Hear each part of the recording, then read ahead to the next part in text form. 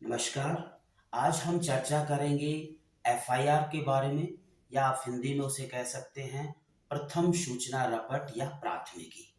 देखिए, section 154 of CrPC 1973 जो है वो एफआईआर के बारे में बात करती है। लेकिन अगर आप सेक्शन 154 का मार्जिनल नोट देखते हो तो वहाँ एफआईआर वर्ड यूज नहीं है, वहाँ पे है information to the cognizable offence. अब एफआईआर क्या होती है? सेक्शन 154 सबसेक्शन 1 के अंदर ये कहा गया है कि every information related to commission of cognizable offence, यानी पहला इंग्रेडिएंट एफआईआर का है कि information must be related to cognizable offence. Non cognizable offence में एफआईआर लॉज नहीं हो सकती।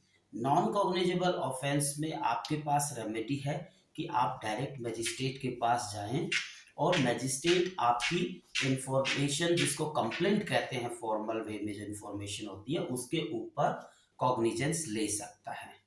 अब आगे चलिए। That every information related to commission of cognizable offence, if it is orally given to officer in charge of the police station, he shall reduce it into the writing by himself or direct any other officer. FIR register करने का जो power है section 154 में, वो officer in charge of police station को दिया गया है। एफआईआर जो है आपकी इंफॉर्मेशन ऑरली भी हो सकती है, इंफॉर्मेशन रिटन फॉर्म में भी हो सकती है। अगर सपोज करो बहुत पढ़ा लिखा आदमी है, सारी आप उसकी जो कॉग्निजेबल ऑफेंस से रिलेटेड है वो रिटन फॉर्म में लिख के ले गया है, और वो पुलिस स्टेशन में जाके कह सकता है कि जो है मेरी एफआईआर लॉन्च कर दो। अगर कोई आदमी है जो पढ़ा लिखा नहीं है या वैसे ऑरली देता है, तो पुलिस ऑफिसर जो है, जो उस जो है स्टेशन का इंचार्ज है, he will reduce that what is hourly sad into the writing. या तो वो खुद करेगा, या कई बार होता है कि वो खुद नहीं करता है, अपने सबॉर्डिनेट ऑफिसर को कह देता है। उसके बाद में जो इंफॉर्मेशन दी है ओरली, एज वर्बेटम उसको रिकॉर्ड करना होगा। तो सेकंड इंग्रेडिएंट्स आप कह सकते हो कि जो इंफॉर्मेशन ऑरली भी हो सकती है, रिटन फॉर्म में हो सकती है। थर्ड, कि जो इंफॉर्मेशन दी गई है ऑरली वो इन वर्बेटम होगी।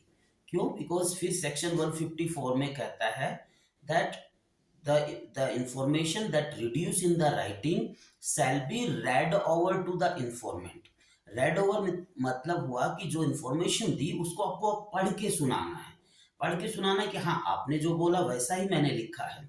आपने कहा कि 7 बजे वो घर में घुसा चोरी के बहाने, फिर उसने मुझे देखा और बचाने के लिए स्टैप किया। तो ऐसे के ऐसे ही करना है, उसमें पुलिस ऑफिसर अपना दिमाग लगा के उसको चेंज नहीं कर सकता। इन वर्बिटम मीन्स जैसा बोला है वैसे के वैसे उसको लिखना है। उसके बाद में कहता है और in the writing, and then it shall be it shall be signed by the informant. अगर इंफॉर्मेंट जो है रिफ्यूज करता है कि मैं साइन जो है इसको नहीं करूंगा, तो उस पे फिर आईपीसी के तहत वो पनिशेबल ऑफेंस बन जाता है, जो अगर वो साइन नहीं करता है। उसके बाद में क्या कहता है कि जो वर्ड यूज है सेक्शन 154 में, that shell record, that mean ये मैंडेटरी है। एफआईआर रिकॉर्ड करना मैंडेटरी है कॉग्निजेबल ऑफेंस की इंफॉर्मेशन के ऊपर। और अगर पुलिस ऑफिसर इस पे एफआईआर रिकॉर्ड नहीं करता है on any information related to cognizable offence, तो फिर आपका सेक्शन 154 सबसेक्शन 3 जो है वो फोर्स में आता है। That any person who is aggrieved bye refusal of lodging the FIR, he may write and through the post send to the superintendent of the police, and superintendent of the police, if he is satisfied, he himself can investigate or direct to the officer subordinate। So superintendent of police को आप FIR launch ना करने की स्थिति में बता सकते हो, और थ्रू द पोस्ट आपको वो भेजनी है अपना कंटेंट, और उसके बाद में जो है वो उसके ऊपर इन्वेस्टिगेट कर सकता है खुद, या किसी ऑफिसर सबऑर्डिनेट को जो है वो करेगा। सेक्शन 154 के रिफ्यूजल पे सेक्शन 154 सबसेक्शन 3 आता है। एफआईआर लॉन्च करना मैंडेटरी है और इसके ऊपर ऑनरेबल सुप्रीम कोर्ट का कॉन्स्टिट्यूशनल बेंच का जजमेंट है ललिता कुमारी वर्सेस गवर्नमेंट ऑफ यूपी। और इस जजमेंट में कहा है कि कोई भी जो information related to cognizable offence होगी, so police officer shall mandatorily register the FIR. और अगर वो ऑफेंस जो है वो ऐसा लगता है कि उसमें कॉग्निजेबल ऑफेंस नहीं हुआ या मेडिकल नेग्लिजेंस का मामला है जिसमें प्रिलिमिनरी इंक्वायरी की जरूरत है, जैसे corruption cases, medical negligence, matrimonial cases, ऐसे में प्रिलिमिनरी इंक्वायरी कर सकता है पुलिस ऑफिसर। लेकिन preliminary inquiry will relate only to कि कमीशन ऑफ कॉग्निजेबल ऑफेंस हुआ है या नहीं हुआ है। अगर सपोज करो कोई ऐसी सिचुएशन है जहां पे पुलिस ऑफिसर को श्योर नहीं है कि कॉग्निजेबल ऑफेंस हुआ या नॉन कॉग्निजेबल ऑफेंस हुआ, और ऐसी स्थिति के अंदर वो प्रिलिमिनरी इंक्वायरी करके फिर वो फाइंड आउट करेगा। If it is cognizable offence then it is mandatory to register the FIR. और ये प्रिलिमिनरी इंक्वायरी भी अभी टाइम पीरियड जो है सुप्रीम कोर्ट ने बताया दैट मैक्सिमम 15 डेज। अगर इससे ज्यादा जो है डिले होता है तो दैट शुड बी रिटर्न। अब अगर पुलिस ऑफिसर जो ऑफेंस है आपका रिलेटेड टू एसिड अटैक, आपका जो है असोल्ट का है सेक्शन 354 कैपिटल ए बी, आपका ट्रैफिकिंग का है सेक्शन 370 और रेप केसेस, ऐसे में अगर police officer fail to register FIR है तो फिर आईपीसी में section 166 capital A C will operate and non registering the FIR is the punishable offence, जहां पे पनिशमेंट 6 मंथ टू 2 ईयर्स तक की होती है। अब हम देखते हैं नेक्स्ट एलिमेंट। नेक्स्ट एलिमेंट जो हमने एफआईआर में बताया that it must be signed by the informant. उसके बाद में है section 154 that the copy of that FIR should be given to the informant forthwith means तुरंत and free of the cost. लेकिन सपोज अगर पुलिस ऑफिसर इंफॉर्मेंट को copy नहीं देता एफआईआर का, तो ऐसा नहीं कि ये प्रोसीडिंग आपकी विसिएट हो जाएगी, प्रोसीडिंग इसमें विसिएट नहीं होती है। अब ये सेक्शन आपका 154 है। फिर सेक्शन 154 सबसेक्शन 1 का जो लेटर पार्ट वो कहता है that the substance of such recording, जो आपने ओरली रिड्यूस किया writing, that should B the substance of that should be made into any diary in the police station written in the form as prescribed by the state government। Section 44 of police act के अंदर जो general diary होती है उसमें उसका substance लिखना होगा कि आज ऐसा एफआईआर हुआ और उसमें ये कॉग्निजेबल ऑफेंस हुआ। ये आपका सेक्शन 154 है जो एफआईआर से रिलेटेड है। लेकिन इसके अलावा बहुत सारे क्वेश्चन बचते हैं। पहला ये बचता है कि कौन एफआईआर रजिस्टर करवा सकता है, यानी इंफॉर्मेंट कौन हो सकता है। अब सेक्शन 154 में कहीं नहीं लिखा कि इंफॉर्मेंट जो है केवल विक्टिम ही होगा। इंफॉर्मेंट वो हो सकता है जिसको उस कॉग्निजेबल इंफॉर्मेशन, उस कॉग्निजेबल ऑफेंस के बारे में प्रॉपर इंफॉर्मेशन है। अगर किसी ने वैसे ही सूचना दी, क्रिप्टिक इंफॉर्मेशन है, तो that can not be converted into the FIR. Full information है, फुल इंफॉर्मेशन हो सकता है विक्टिम को हो सकता है किसी आई विटनेस को हो, और हो सकता है अक्यूज को हो। अक्यूज भी पुलिस स्टेशन में ऑफेंस करने के बाद में हो सकता है जाके कहे कि मैंने ऐसा ऐसा ऑफेंस किया।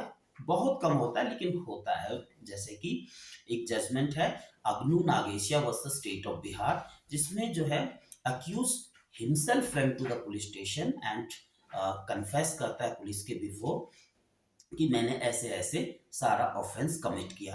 हालांकि उसकी जो confession, because it is made before the police officer, so ये जो एफआईआर थी that was will be treated as confession, but this confession was made before the police officer, so section 25 of Indian evidence act will hit this confession and it cannot be proved it because this is not admissible। it is relevant तो है but it is not admissible। तो जो हमारी FIR है वो कोई भी information दे सकता है, that may be accuse, that may be victim, that may be eyewitness और any other person who is acquainted with the facts. अब इसी के साथ मैं आपका ध्यान लगाना चाहूंगा section 39 of CrPC. Section 39 of CrPC के अंदर आप देखेंगे that every person has the duty. Section 154 में हमने कहा कि एफआईआर रजिस्टर करने की पुलिस ऑफिसर की मैंडेटरी ड्यूटी है। सेक्शन 39 ऑफ सीआरपीसी कहते हैं कि every person who is acquainted with the commission of, then there are certain fact like murder, robbery, डकैती एंड सो हम there is a whole list। ऐसी situation में हर व्यक्ति जो एक्वेंटेड है with the fact of that cognizable offence enlisted there, जो वहां पे है लिस्ट में, shall give information to the magistrate और पुलिस ऑफिसर। और अगर ऐसा आदमी फेल होता है तो उस पे भी जो है section 176 and 202 of Indian penal code के अंदर उसको सजा हो सकती है। बट इसमें है कि अगर एक्सक्यूज है तो he can be excuse, but वो जो एक्सक्यूज है that should be proved by the person against whom there is the inquiry. अगर सपोज करो ए ने देखा कि उसके सामने मर्डर हुआ है और वो अपने बेटे को हॉस्पिटल में लेके जा रहा है, जो कि उसके बेटे की हालत खराब है, अगर वो इंफॉर्मेशन जो है वो नहीं दे पाया पुलिस को कि ऐसे ऐसे मर्डर हुआ और उसने देखा, बिकॉज तुरंत उसको देना, बिकॉज वो उसको बेटे को बचाना, तो that may be reasonable excuse. इसी तरह से सेक्शन 40 में है कि विलेज ऑफिसर और every person of village also has to give the information forthwith to police or to the magistrate with respect to the commission of the offenses। और अगर उसका फेलियर होता है तो अगेन consequences होती है। पर्पज ये है बिकॉज जस्टिस सिस्टम में ड्यूटी जो है केवल पुलिस की नहीं है, आम सिटीजन की भी है कि इन सीरियस ऑफेंसेस में वो इंफॉर्मेशन दे। और यहाँ पे जो इनलिस्टेड ऑफेंसेस हैं वो काफी सीरियस है, ऐसा नहीं कि बहुत छोटे ऑफेंसेस में भी ड्यूटी है। ठीक है, तो ये एक पार्ट हो गया। अब इसी में सेक्शन 154 में अमेंडमेंट के बाद में कुछ चीजें जोड़ी गई। वो ये है कि offence against women, acid attack है section 326 capital A, section 326 capital B, आपका असोल्ट है section 354, section 354 A B C D, आपका जो है रेप है सेक्शन 376, देन उसके A B C D portion है। ऐसी सिचुएशन में जो एफआईआर रजिस्टर करेगी that should be women police officer और एनी वुमेन ऑफिसर। अगर वुमेन पुलिस ऑफिसर है, बिकॉज जो रेप केसेस और ऐसे में ऐसी सिचुएशन होती है कि कई बार जो विक्टिम है दैट फील अनकंफर्टेबल कि वो सारी चीजें डिस्क्लोज कर पाए, इसलिए वुमेन पुलिस ऑफिसर होगी तो प्रॉपर तरीके से रिकॉर्ड हो पाएगी एफआईआर। और दूसरा, अगर वुमेन पुलिस ऑफिसर नहीं है तो लिखा एनी ऑफिसर। अब ये आपका एनी ऑफिसर का मतलब होता है कि जो आपका रेवेन्यू ऑफिसर वगैरह है, अगर पुलिस स्टेशन में कोई आपकी फीमेल महिला पुलिस ऑफिसर नहीं है तो वो किसी और ऑफिसर को भी बुलवा के वो लिखवा सकते हैं। उसके साथ में है कि अगर ऑफेंस जो है, जो हमने बताया एसिड अटैक है या आपका असोल्ट है या ऑफेंस ऑफ रेप है, जो डिफरेंट उसके क्लॉजेज हैं section 376 capital A B C D etcetera में, अगर वो किसी वुमेन जो कि मेंटली और फिजिकली डिसेबल्ड है परमानेंटली और टेम्पररी, सो ऐसी सिचुएशन में एफआईआर जो है वो उस विक्टिम के घर पे या any other place where he feel convenient. और ऐसी एफआईआर के साथ में, बिकॉज अगर कोई मेंटली डिस्टर्ब है और उस पर ऑफेंस ऑफ रेप कमिट हुआ है, सो मे बी वो तो पूरा बता नहीं सकती, सो स्पेशल एजुकेटर और इंटरप्रेटर शुड बी देयर। ठीक है, और ऐसी एफआईआर जो रजिस्टर करे तो उसकी वीडियोग्राफिंग भी होनी चाहिए। सपोज स्पेशल एजुकेटर भी उसकी जो बातें हैं या इंटरप्रेटर भी उसकी मेंटली डिसेबल या फिजिकली डिसेबल की बात नहीं पकड़ पाया है तो वीडियोग्राफ के थ्रू बाद में भी उसकी हेल्प ली जा सकती है।